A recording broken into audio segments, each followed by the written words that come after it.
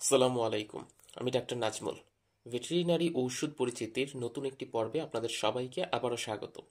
আজকে আমরা নতুন একটি ওষুধ সম্পর্কে জানার চেষ্টা করব। এসোলভেট, এটা একমি কোম্পানির একটা নিউট্রিশনাল প্রোডাক্ট। এটা সাধারণত আমরা ইনজেকশন ফর্মে পেয়ে থাকব। এইটার ভিতর আসলে কি আছে? নিউট্রিশনাল প্রোডাক্ট যেহেতু, এটার ভিতর দুইটা উপাদান বেসিক্যালি আমরা বলতে পারবো। একটা হচ্ছে যে সায়ানোকোভালামিন থাকে, যেটা কিনা খুব ভালো রকমভাবে একটা নিউট্রিশনাল সাপ্লিমেন্ট। এটা কোন কোন কাজে লাগে? এটা লাগে হচ্ছে একটু মোটা তাজা করার ক্ষেত্রে। এখন গাভী তো আর মোটা তাজাকরণ করলেই হবে না, বা গরুটা মোটা তাজাকরণ করলেই হবে না। এটার সাথে সাথে প্রজনন ক্ষমতাও বাড়াইতে সহায়তা করে। অপুষ্টিজনিত যে দুর্বলতাটা আছে, যে না খাওয়ার ফলে আলটিমেটলি দুর্বল হয়ে গেছে, রক্ত স্বল্পতা দেখা দিছে, সেই ধরনের সমস্যাগুলোকেও নিরাময় করতে এটা বেশ ভালো রকমভাবে সহায়তা করে। এই যে সায়ানোকোভালামিন বা বিটা সায়ানোকোভালামিন, এটার যে উপাদান, তো এই এসলভেট সাধারণত এই ক্ষেত্রগুলোতে খুব ভালো রকমভাবে সারাইতে সহায়তা করে, মানে ঠিক করে দেয়। এটার প্রয়োগ বিধিটা একটু বেশ অন্যরকম, খেয়াল করবেন। এটা সাধারণত তিনটা জায়গায় আমরা প্রয়োগ করতে পারি, যেহেতু ইনজেকশন ফর্মে আসছে। আর নিউট্রিশনাল সাপ্লিমেন্ট, তো নিউট্রিশনাল সাপ্লিমেন্টগুলো আপনারা চাইলে মাংসও দিতে পারেন, শিরাও দিতে পারেন, বা চামড়ার নিচেও দিতে পারেন।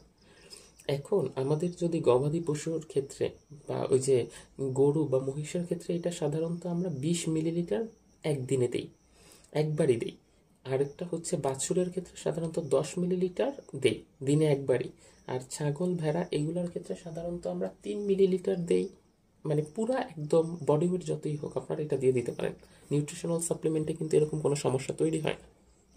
আর আপনারা জানেন যে এটাকে সাধারণত আমরা বডি ওয়েটের উপর ভিত্তি করেও হিসাব করি না।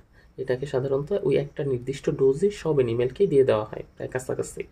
ভেড়া বা ছাগল ছাড়া, মানে একটু ছোট আকারের জন্য যেগুলো, সেগুলো সাধারণত 2 মিলিলিটার দিয়ে দিই একবারে। আর কুকুরের জন্য সাধারণত 1 মিলিলিটার, কুকুর বিড়াল এগুলো যেগুলো আছে এগুলোর জন্য 1 মিলিলিটার করেই আমাদের দিয়ে দিলে হয়ে যায়। এবং এইটা মোট আমরা 5 দিন যাবত চালাবো এইভাবে। ওষুধগুলোকে এই যে যে ডোজটা বললাম, এই ডোজটাকে 5 দিন যাবত দিতে হবে। আর এটাকে সরবরাহ করা হয় দুইটা ফর্মে, একটা হচ্ছে 30 মিলিলিটারের ভায়ালে দেওয়া হয়, আর একটা হচ্ছে 100 মিলিলিটারের ভায়ালে এটাকে সরবরাহ করা, মানে বাজারজাত করা হয়। এই ছিল আমাদের আজকের ভিডিও। আপনাদের যদি এই ভিডিও সম্পর্কে আরও কোনো কিছু জানার থাকে বা যে কোনো পরামর্শের জন্য স্ক্রিনে দেওয়া নাম্বারে আমার সাথে যোগাযোগ করতে পারেন। আর চ্যানেলটি সাবস্ক্রাইব করে আমাদের পাশেই থাকবেন। ধন্যবাদ সবাইকে।